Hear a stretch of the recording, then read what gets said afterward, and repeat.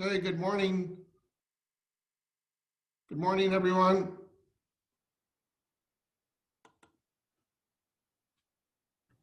Morning. We'll start in a few minutes. So any questions while we wait for the others to show up?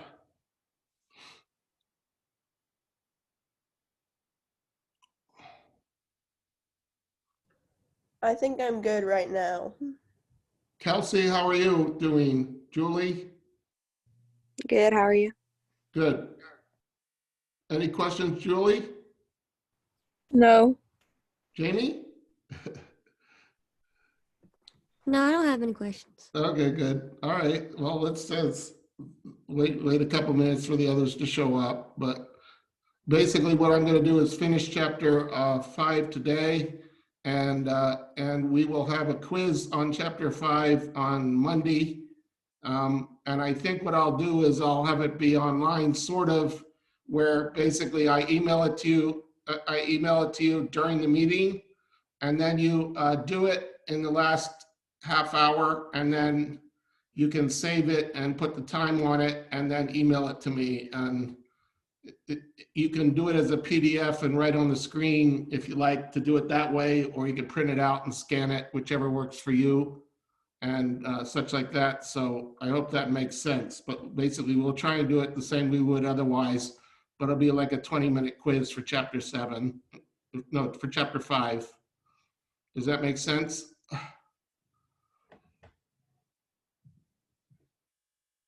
Does that make sense to everybody? That kind of thing? Dr. Douglas, I just joined late and I heard quiz. Could you repeat it again, please? Well, yeah, basically I'm going to finish chapter 5 today, and we're going to have a quiz on it on Monday. I'd like you to work on the problems for chapter 10 of Hein that introduce this, as well as that for chapter 5. And basically we will have a quiz on it on Monday, and I will email it to you at the time during the Zoom meeting. And then at 10:30, you can start the quiz and then save it. You know, if you have a PDF and you can write on it or something like that, or you could print it out and write on it and scan on it, and then email it to me, and I'll see the timestamp that basically when people do it, and basically you'll be able to use your book or whatever else. But basically just a series of exercises just to serve as a quiz for chapter 5, just to show you what I want you folks to understand. Okay? Okay, thank you. So Dr. Douglas, our Yeah. grade for our test 2 on bright space, is that with any kind of curve we're going to get? Like, that's our final grade on that? it's already on it, but as I said before, if you didn't do as well on the second test that you did on the first, basically my plan is the third and fourth test and the final exam will be more determinative. And to be honest, this thing that we just finished, chapter 3 and 4, the most difficult part of General Chemistry 1. And so many of you just need to practice it some more. So I wouldn't despair about that too, that even if you have quote unquote a D for your midterm grade, you can easily pull that up to a B or even an A based on how things go the rest of the semester. Because as I said before, what I like to do with previous Gen Chem 1 classes is drop the first test and then average the others together along with the final, because this is the nature of the beast regarding learning from your mistakes. So I will be as fair as possible, but the key thing is it's up to you to continue to do really well for the rest of the semester now that you got your study skills working on and doing enough reading and homework, okay? Okay. How do we kind of follow what our current grade is overall in the class?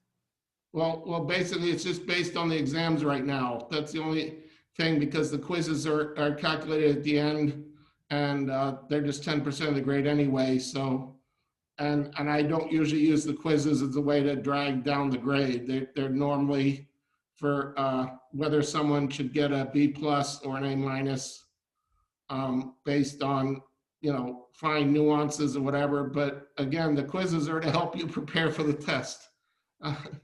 They're not supposed to be hurting you unless you don't do any homework and get zeros on them or don't do them. Okay, great. Thank you. So I've been doing this for years with a lot of biology majors and other majors, and I don't have the premise that everybody has to be a chemistry major, and I want you to like chemistry when you're done with the class. So my desire is not to frustrate you or make you angry at me. So, okay. Just like I don't want my sons to be angry at me when I've asked them to do hard things. So I guess. Okay, great. Thank you.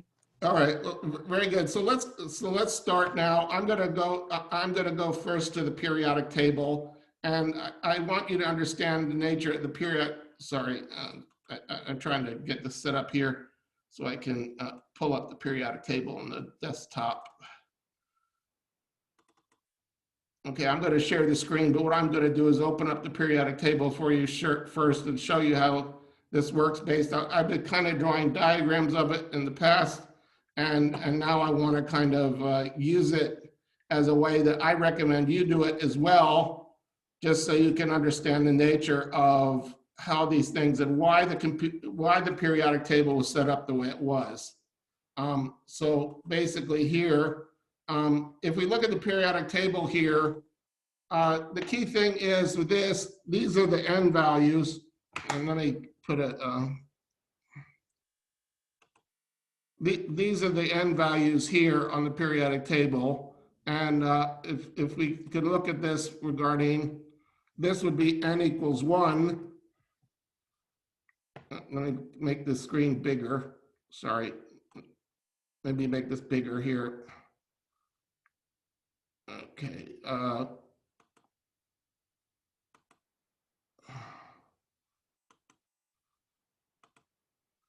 Okay, this is n equals 1, and then here, this is n equals 2, and then this one is then this is 3, this is 4, this is 5, this is 6, this is 7, okay? So these are the shells, like the shell of the onion. These are the first part of the groups associated with this, okay? Does everybody see that on a periodic table? Yes. Okay, and so basically over this part, you just put the letter S over this part. I'm trying to make the screen bigger. Let me make it bigger here so we can. Okay, this is the S, and then here, this would be the D, and this is the p orbitals. So what I want you folks to do now first, count how many columns are under the S area.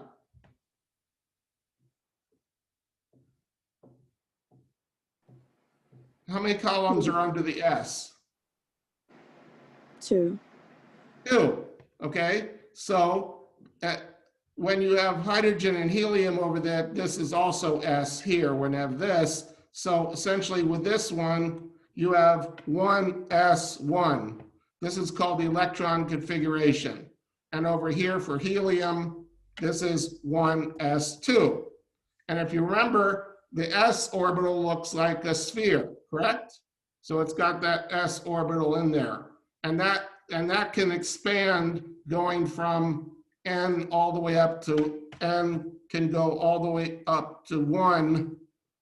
N can be 1, 2, 3, 4, 5 as you excite that atom, like we were doing with the exercise of getting the colors with the transition. Like say, for example, 6 to 2 would give you a certain color associated with it, okay? The 6 to 2 drop. Okay, so that's with the hydrogen, essentially when you have the hydrogen atom related to that, okay? But when you get into the other elements, they build up as well. What is the difference between, say, a hydrogen atom and a carbon atom in the center? What's the difference in the nucleus between the hydrogen atom and the carbon atom?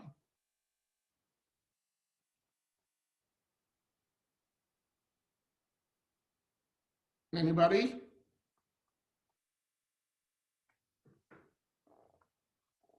The number of protons. Yeah, the number of protons. And the number of electrons go around it in the orbital. So when you have here lithium and beryllium, they are 2s2. In other words, they're filling up the second shell. And then over here, it goes 2p1 through 6. Because there's 6 elements here. Like you've got the boron, carbon, nitrogen, oxygen, fluorine, and neon. So over here, you have 2p6 for neon. So essentially you have 2s2, 2p6. So if you're asked for the electron configuration for neon, this would be neon. This is equal to 1s2, 2s2, 2p what? 6. Okay? Now count the number of electrons there are. 10. 10. And what is it on the periodic table? It's number 10. That's what neon is. Okay? So now I've got a little quiz for you. What is the electron configuration for aluminum? Aluminum. Let's try that together. So what's the first one you put down? 3. No, the first one, the first part. 1s2, 1s what? 2, 2. Then 2. what's the next one? 2s2, 2s2, okay? So essentially you're going across the periodic table like this. You're going like this across the periodic table as you go across, okay? For each row, all right? You're going for each row. So now you've got aluminum there. It's 1s2, 2s2, and let me pull it back like that over here. So now here we then, what's the next part going to be for aluminum? 2p6. Yep, 2p6. And then what? 3s2, and then 3, 1p6. 3p1, right? Now, question for you. Based on what we did in the previous chapter, why is aluminum +3?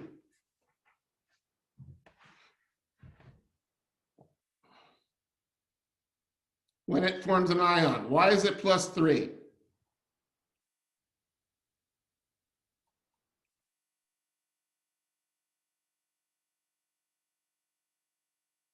Any ideas? Well, it loses these 3 electrons. These are the outer shell electrons in there. It loses the 3s2, 3p1. How many electrons are there?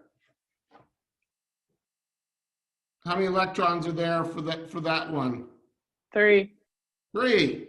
Okay, so it's essentially losing those 3 electrons to go, and that's the outer shell. Okay, so the outer shell electrons involved in bonding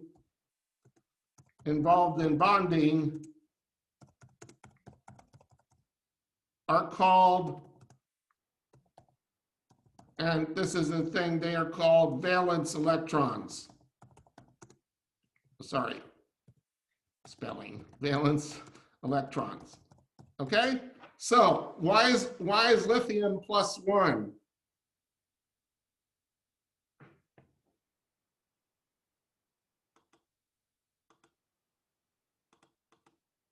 Why is lithium +1? Well, you look at the electron configuration for lithium, it's 1s2,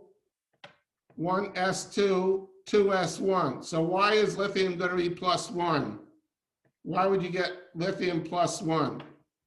It loses the outer shell electron. Correct. Very good. Very good. So why would oxygen be -2? Well, let's do the outer shell thing for oxygen. You put oxygen here, that equals, we're just going to do the outer shell here, 2s2, 2p4. Why would oxygen like to be -2?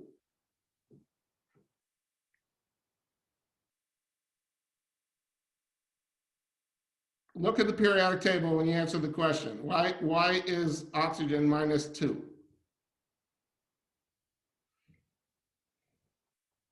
Well, it gains 2 electrons. It wants to be noble. So essentially, O, sorry, let me go back this way.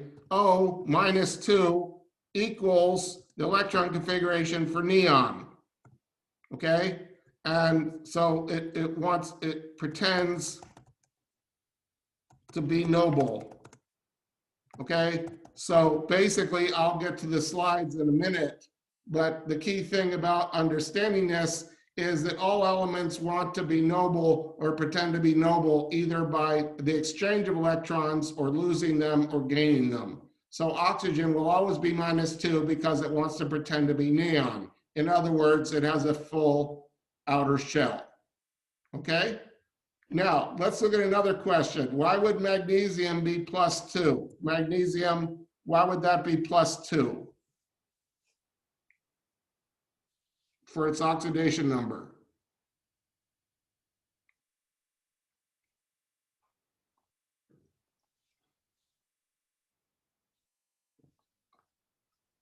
Anybody?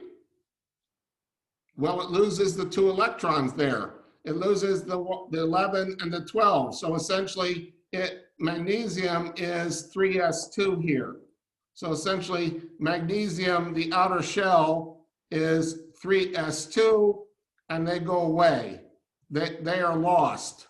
So it becomes magnesium +2. Does that make sense?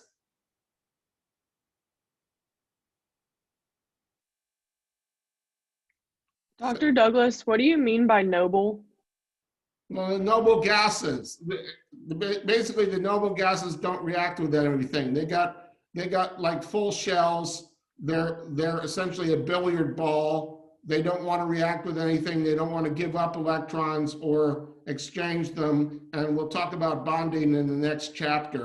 But the big thing is bonding happens by the losing of electrons and gaining them, or by the sharing of electrons. And basically, they want to pretend to be noble. In other words, noble is like a, honorable person, so to speak, someone full of joy or whatever at the limit. So basically, the key thing is that elements, when they're forming bonds, want to pretend in their outer shell like they're noble gases, like neon, argon, etc. Okay?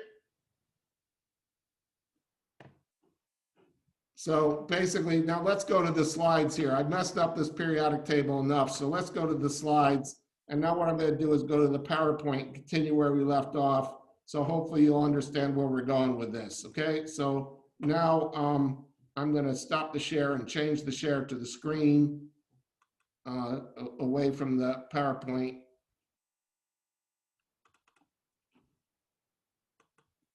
Dr. Douglas, on the periodic table, we never really went over D. Is that? Yeah, that's the key thing. We're going to talk about that right now. Gotcha. Okay? And it'll explain the periodic table because I'm going to draw on this again, okay? That's why I'm starting with this. Now, the Hofberg building up principle, it's called Hofberg building up principle. That's what I was showing you on the periodic table, okay? And basically electrons go from the bottom. They go like this, there. The 2s is the second shell. Then you got the 2p1, 2p2, 2p3, and then going down like this. So this is neon. This is neon with 10 electrons, right? Like I showed you on the previous slide. Remember? Okay. So here you've got the 3s here related to this. The 3s is the next one. Which element is 3s1? Which element is 3s1? 11 on the periodic. Sodium. Huh? Sodium. Sodium. Very good. Okay. So 3s2 is the one right next to it. Then you've got going all the way over to the other side. And then at the end, you have argon over here. And notice all these things are filled. Argon this is stable. It doesn't react with anything. And that's part of why it doesn't react, is it keeps those electrons around it in a very efficient manner. And again, it's kind of like a billiard ball or something, or some other ball that doesn't have any wrinkles on it or whatever. But basically the building up principle, as they go up on the screen, as they go higher and higher, they fill those orbitals, okay? So what I'm gonna do now is erase the slide. Now, what do you notice about the nature of this? Why do you suppose the 4s is lower than 3d? Why? Why is the 4s lower than 3d? Remember the shapes. What does the 4s look like? It's a sphere, okay? But the 3D orbitals look like this. They kind of go out like that and then out like that. And the sphere area is around like that. So it has a little higher energy when it's going across there. Okay, so if I go back to the periodic table now, and I'm going to go back to the periodic table. Can you see the periodic table on this screen yet again or no? No. No. Okay, so I'm going to close it and then reopen it for you. And then put it back on. I'll share this. I'm going to stop the share and then reshare it. Okay, we got the periodic table here. And over this part, I'm going to type the text in here. This is the S thing here. Over here is the P, and here is the D. Okay, so this one is 1s1 and 2 for hydrogen, and then 1s2 for helium. You see that? Okay, and then lithium and beryllium are 2s1 and 2. So basically you got lithium is 2s1. Does everybody see that, how that works? Okay, with helium below it. So basically this is represented this way with a box around it. Helium, and this is called the abbreviated form. Helium 2s1 is the electron configuration for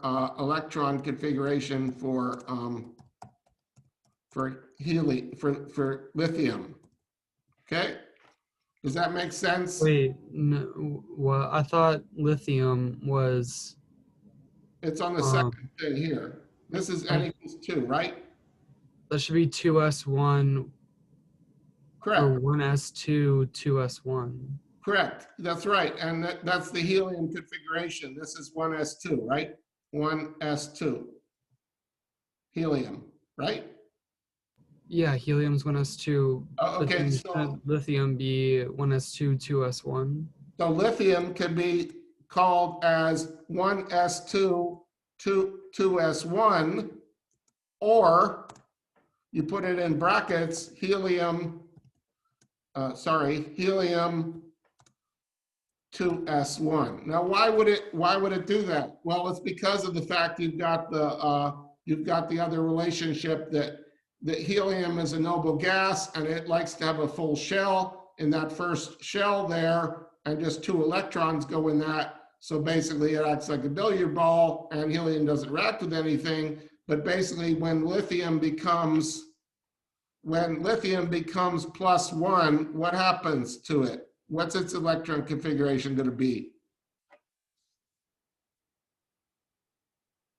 That'll be 1s2. It's B noble, as I was saying before. Okay?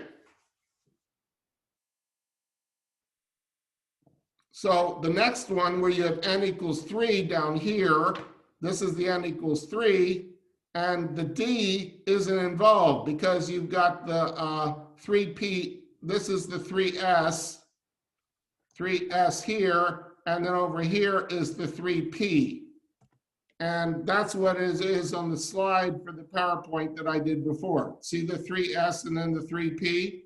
So what is next for potassium and calcium? What's potassium there?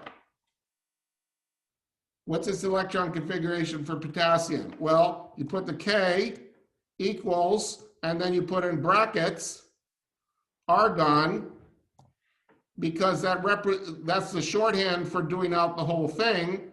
And then you have 4s1. And notice there's no D, and that's because the chart I showed you in the PowerPoint. That the S is a little less because it's a sphere. Okay? It wants to stay in the sphere.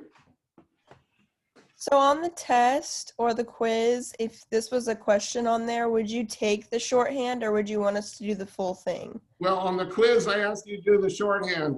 This is my cat. On the quiz, I want you to do the shorthand, sorry, the full thing, but on the test, you can do the short one. So, Okay. so basically, I'd like you to learn the full thing, but basically, you just drag your finger across it and follow the rules. But if you look at now I'm going to go away from this periodic table now, and I'm going to keep this on here and upload it to the shared drive so you can see how this works. But basically, I'm going to go to the other now, and I'm going to switch the screen sharing. I'm going to stop the share and go back to the PowerPoint now. Okay, here's the PowerPoint. See, this is the 4S, and then the 3P, then the 4S there, and then the 3D, okay? So for example, we had lithium in there. You have the electron configuration, and let me write it in here with the screen. Now the pen, what element is 1s2, 2s2, 2p6, 3s1? What element is that? Sodium? Right, very good. Okay, what element is this? 1s2, 2s2, 2p6, 3s2, 3p6, 4s2, 3d2. And it's like with this one, we put 2 more extra ones in here. These other ones are filled, but the 2 extra ones go in there. So which element is that going to be? Titanium? Yes, that's if you go back to what the periodic table looks like, basically on the periodic table, 3D would be Ti with titanium. And you can add up all the numbers and you can see the relationship, okay? Can everybody follow me on that? Does everybody follow the logic? Yeah. So basically you can do that with almost everything going on there. Okay, so how would you do the what I'm going to do now is pull up the periodic table. How would you do the abbreviated form for radium?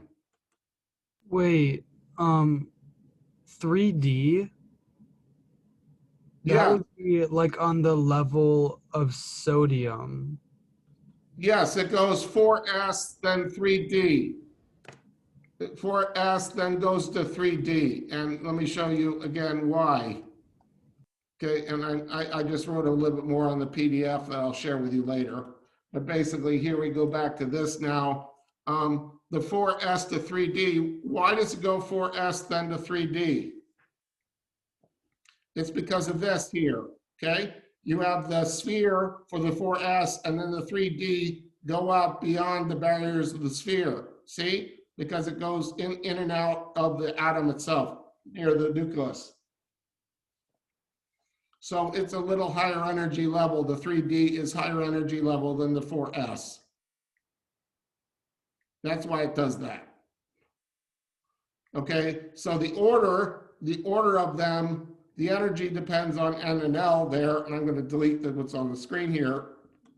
But basically, the energy depends on the N and L associated with that. So if you have those two, those are the shells there, the L going up, and then you've got the N equals 3, L equals 2, that's for the shells that have the convoluted shape, and that's earlier in the slides. The double dumbbell that looks like this. And again, it's a stretched out double dumbbell, and the 4S would go in the shield like that. That's why it has more energy than the 4S does. And it's just the nature of how that works. So if you're doing the electron configuration, you go through each of them. And this is called the Aufbau principle. I'm sorry, I phrased it wrong in my previous slide, but it's called the Aufbau principle. This is the Aufbau principle. You fill them up and you go up the chain related to that. The hydrogen, 1 electron, 1s1, 2 electrons. That's the electron configuration for helium. Lithium is 3 electrons. That's the electron configuration there. Beryllium is 4. So it looks like that. Now, why would beryllium be +2? Why would beryllium be +2? What's happening there?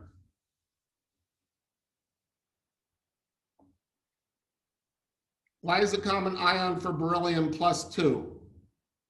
It has 2 electrons in its outer shell that it wants to lose. Correct. Very good. Very good. Okay. And then you got the next one, boron. That likes to be +3. And then carbon as in there. But basically this has go like that. And that's called Hund's rule. And basically the most stable arrangement in the cell is the one with the greatest number of parallel spins. So you fill them up parallel first as you go across, and then it goes down that way, so they're parallel. And that's just being logical, because if you've got 3 structures that look like this 1 electron is in there, then the other electron will want to be in this orbit, okay? Then the other electron will want to be in the other orbit. So basically they will separate out instead of having two electrons in one dumbbell. Does that make sense? On the quiz or test, will we need to know how to draw these orbits and like draw like the shapes of things, or just know that like No, the electron configuration one is kind of not at this point, because we're going to draw the structures later in the next chapter, in chapter 6. But basically for chapter 5, you're just going to learn the electron configurations, okay? And so that's what we're doing now.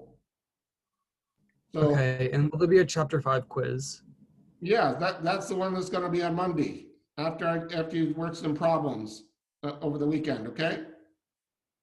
What, I'm sorry, I did come in like a few minutes late to class, like 2 minutes late to class. Did we discuss that? Yeah, the last 20 minutes of class on Monday will be a quiz, and I'm going to basically email it to you during the quiz, during the class time, ask you to print it out, or you can do it on your screen with the pen like I'm using, or the Apple pen that you have, and you can answer the quiz there and then save it and then email it back to me at the end of the time, like at 11 o'clock. Just email it back to me. So it'll be timed, and I'll just grade it and then let you know how you did on it. Okay. So it'll be like a paper quiz that we do in class. But you'll have it.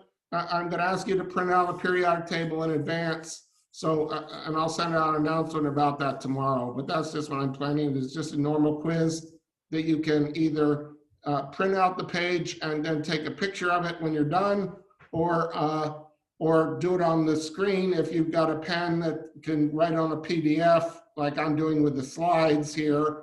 And then do it, because I've got the Surface Pro here, so I'm just writing on the slides, but you can do that with a PDF also, okay? Dr. Douglas, could I just write it on a separate sheet of paper? Because I don't know if I'll have access to print it at home, and I don't have access to write on it on a PDF. Well, yeah, you could write on a separate, you could type it on a separate sheet of paper in Word or whatever else.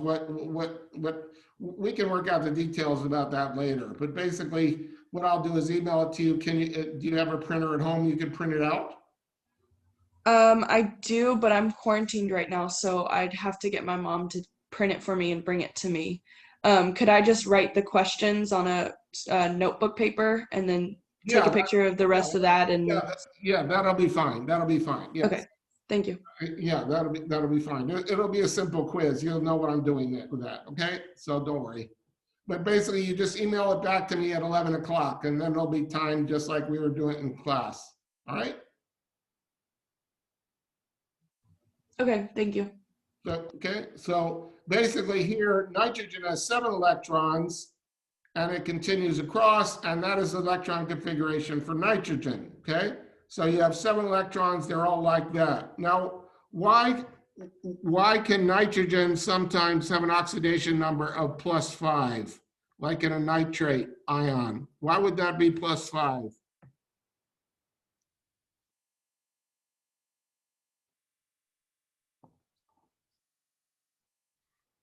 In the oxidation numbers we talked about previous chapter, why would it be +5 for nitrate there? Because it wants to lose all the electrons in the 2 valence shell. Yes, very good, okay? And if you go to the next one on them, the next slide, oxygen. So oxygen now, and let me delete what's on the slide again. Oops, let me delete what's on the slide again. Why does oxygen like to be -2? What's going to happen if it's -2? Well, 1 electron will go in there, 1 there, so it'll become 2p6, which it pretends to be argon. Okay? Or neon, I guess. Neon, yeah. Pretends to be neon. Does that make sense? So it adds to get the full shell. So basically with the non-metals, they like to add electrons to get the full shell. The metals like to give them up, and that's part of why metals conduct electricity, okay? Because it has all those extra electrons around there, it likes to give up. That's why it conducts electricity. So I find that fact kind of cool, the way it kind of is logical, okay? All the extra valence electrons available for bonding and whatever else, and they're available to flow through the copper metal or the other things, okay? So basically we continue with this thing with fluorine. Here, fluorine has 9 electrons. And why does fluorine like to be -1? Still gonna have the full 8 valence Yeah, electron. very good, okay? So if you're gonna do the abbreviated form, it would be helium, okay? And then 2s2, 2p5. Now, look down on the periodic table. What is the one for radium? And let's just do the abbreviated one. What is the noble gas underneath uranium there? And what's the outer shell configuration for radium? Look at the periodic table there.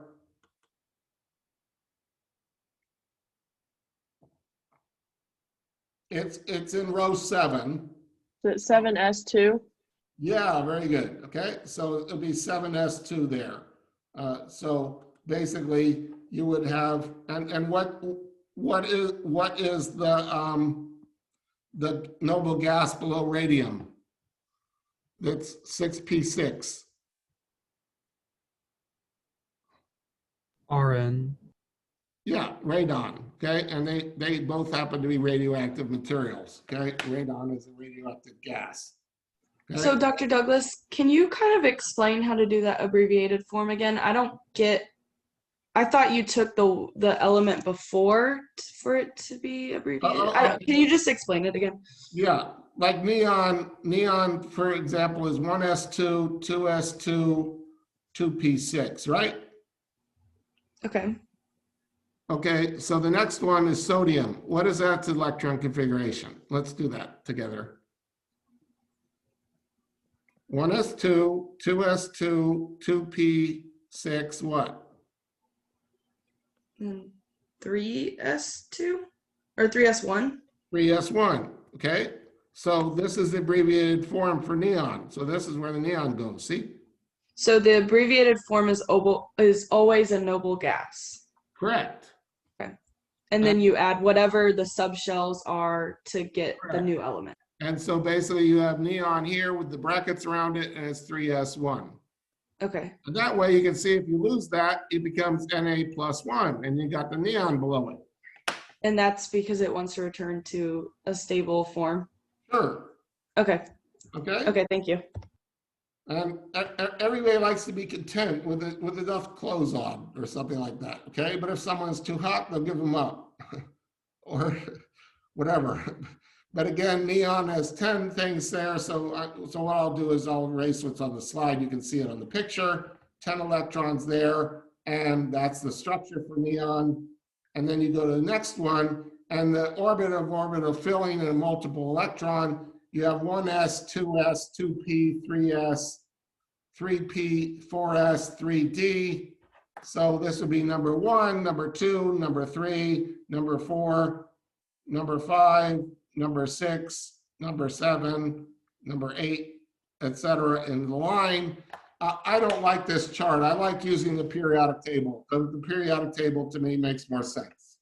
Okay, to just draw essentially you have the periodic table that looks like this here, and then basically what I like doing is just draw my finger across it, going across the different rows, and like say for sodium, I would go just 1s2, 2s2, 2p6. 2p6, 3s1, okay? So basically drawing my line across it, going down the thing until you get to it. Okay? So basically it kind of works there. And again, the 4s is less than 3d because of the shape of those orbitals. Wait, why is the 4s is like less energy? Yeah, Than because it's a 3D? sphere. Remember, it's a sphere, and then this would be the 4s sphere. It's like the ball that's filled below it, and then the 3D would kind of go out like this beyond it. So this is a little higher energy because the electron could be outside it. That's why it is a little higher energy, and it flows with a bigger distance. It's just the nature of the things there, okay? Okay. And that's been described using quantum mechanics, but that's beyond the level of this class. Okay, the electron configuration, essentially we have start with the first one there, and I've already been addressing that. The hydrogen here as the 1s1 there, doing electron configuration of magnesium. You follow the lines there, and again, go across the periodic table like I did before. You get 1s2, 2s2, 2p6, 3s2. And then this will be neon with the 3s2 here as the abbreviated form. Okay? A total of 12 electrons, and I'll erase what's on the slide there so you can kind of see that. Okay? Then we go to the next one, abbreviated there. Okay? So that's the abbreviated form because neon equals that. Okay? What are the possible quantum numbers for the last outermost electron in chlorine? Well, again, 17 electrons. You line them up like that. It's 1s2, 2s2, 2p things. Why does chlorine like to be -1? To become a noble gas. Right. So because it goes that, and then it pretends to be argon. So essentially, the electron configuration for that would be argon here, and essentially be the -1. That's the electron configuration for chlorine, the chloride ion. Okay? Dr. Douglas, why would neon be 3s2? No, neon isn't 3s2. The It neon, said it's abbreviated as this it. is magnesium. Oh, never mind. This is the inner shell, remember? Below it on the periodic table. Do we always have to have them abbreviated? What? Do we always have to abbreviate the final No, configuration? for the quiz, I'd like you to be able to give me the full electron configuration for things as you go across. but use your finger as you go across on the periodic table. So not the abbreviated one, just the regular one. Yes, but on the test, they'll be abbreviated. Okay? So now this is how, Wait, so you just like kind of went through like the n is equal to, like, can you go back? right here, it's on this. On here, 1s2 there, 2s, 2p. Look at your periodic table, right? Go across. 4s, then 3d, right? So this is n minus 1d. Okay, so just continue to go across like that. Keep going across until you get to the element you want. So what would be the electron configuration for iodine? Let's do this together. What is it for iodine?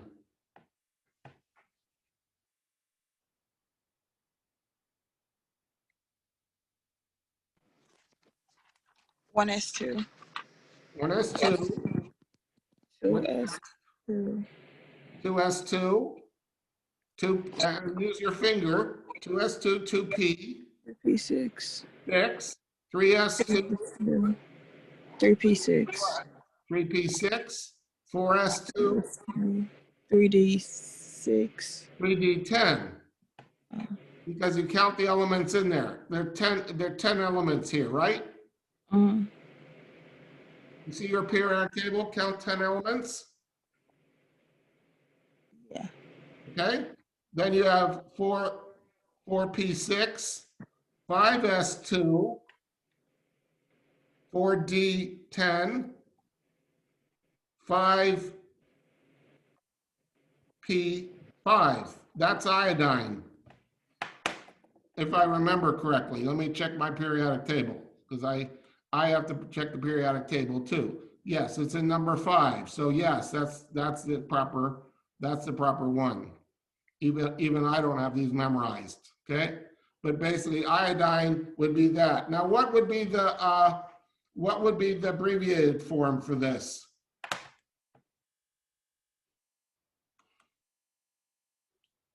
For iodine, what would be the abbreviated form for it?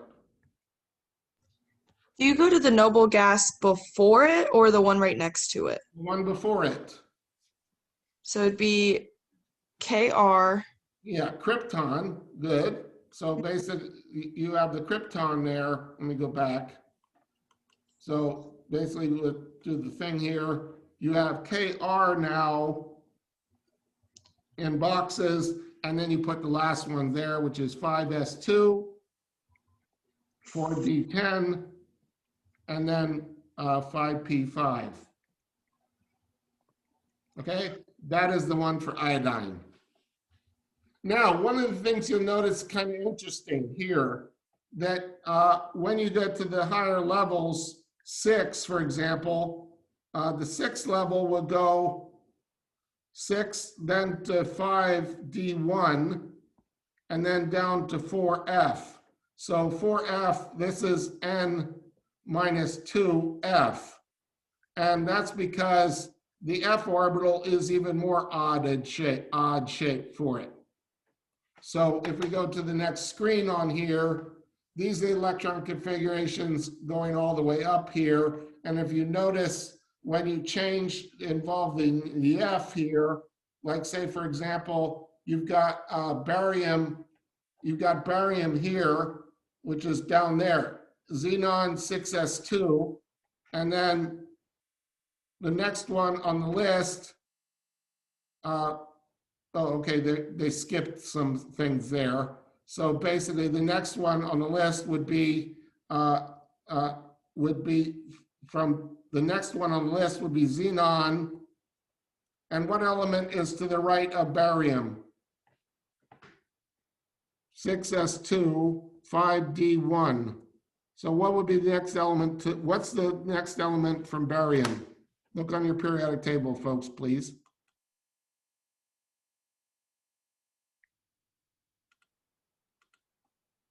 That's lanthanum. So this is equal to lanthanum, La, okay? And then it goes to the next one from lanthanum, essentially the next one to lanthanum would be HF or hafnium. and hafnium, essentially HF, okay, would equal the xenon again, xenon with 6s2, 5d1, 4f1. So basically it goes down to 4f because the f orbital at that point just is a little lower and a little lower in energy than the other Ds. It wants to fill up the F shells first.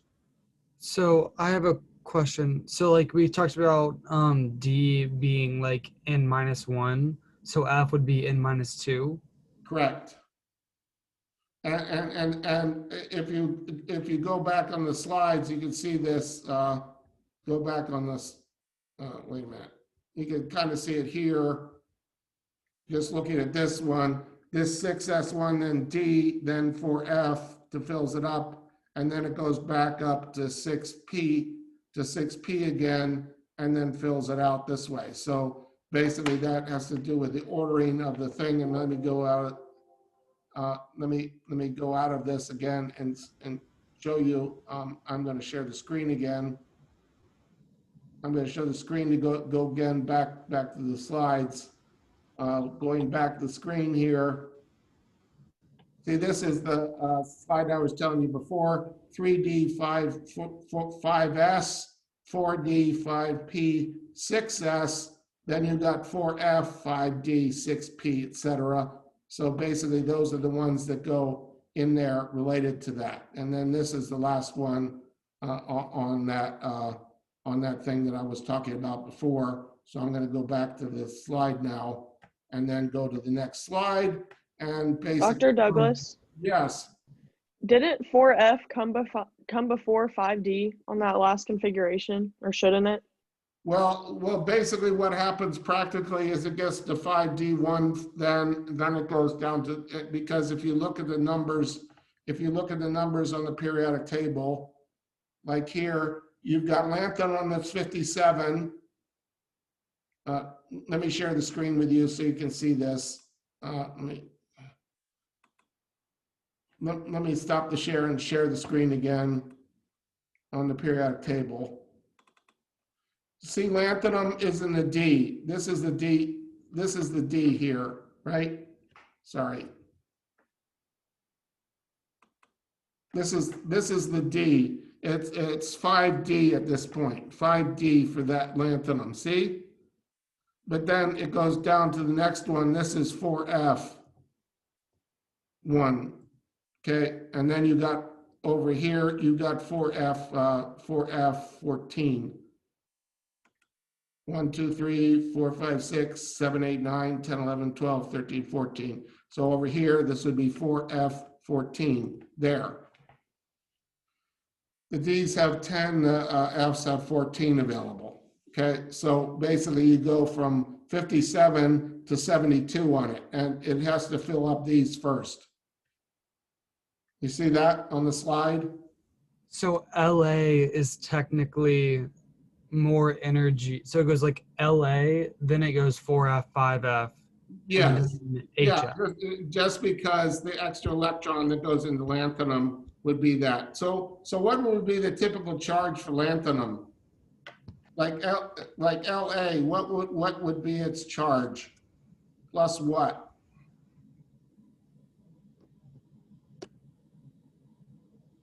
Plus 3, because it loses the outer shell. It loses the loses the 6s2 5d1. So it would be plus 3 if you were to form a compound with it. Okay? So just for practice, can we do the electron configuration for one of the F, like one of the elements in F? Yeah, let's do uranium. Okay, let's do uranium using this periodic table. Okay, well, what's the first one then? 1s2, 2s2, 2p6. I'm going to go quickly because we think here. 2p6, then what's next? 3s2. 3p6, 4s2, 3d10. Just draw your finger across. 4p6, 5s2. Okay. Then you've got 4d10.